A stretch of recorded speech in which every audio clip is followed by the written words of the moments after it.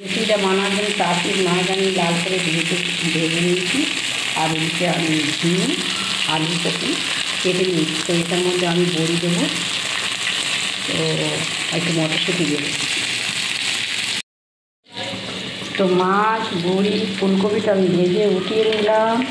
আমি তেলের ওপরে আমি দুটো তেজপাতা, ফোড়ন, কাঁচা লঙ্কা, আলুটা দিয়ে দিলাম, একটু আদা কুচো দিয়ে দিয়েছি।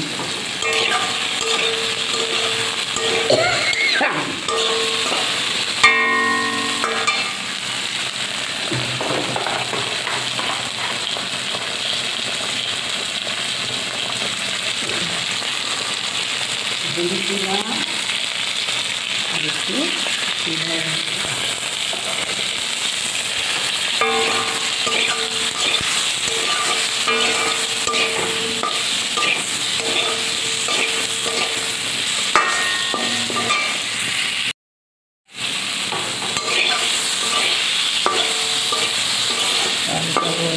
ভালো ভাজা ভাজা হয়ে গিয়েছে।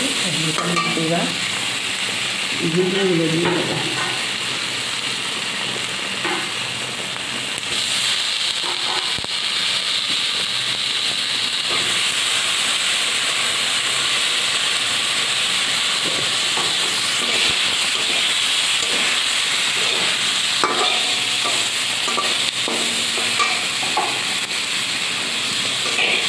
এটা আমি একটু ভেজে দেবো। তো আমি ঢাকনাটা খুলে ফেললাম আর এটার মধ্যে আমি মটরশুঁটিটাও দিয়ে দিয়েছি। আর এবার আমি জল দিয়ে দেবো।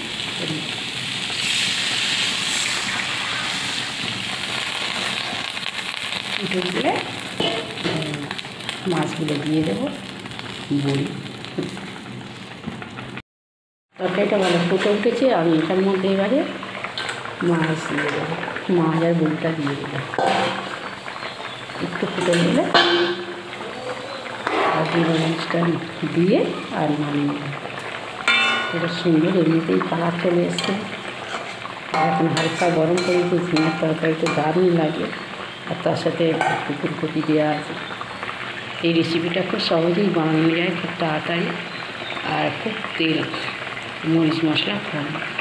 সবাই এটা খেতে পারে, বয়স্ক বাচ্চারা সবাই। এটা একদম রেডি।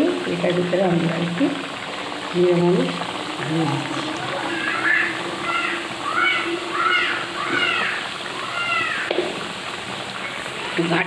ঘেটে আর নামিয়ে।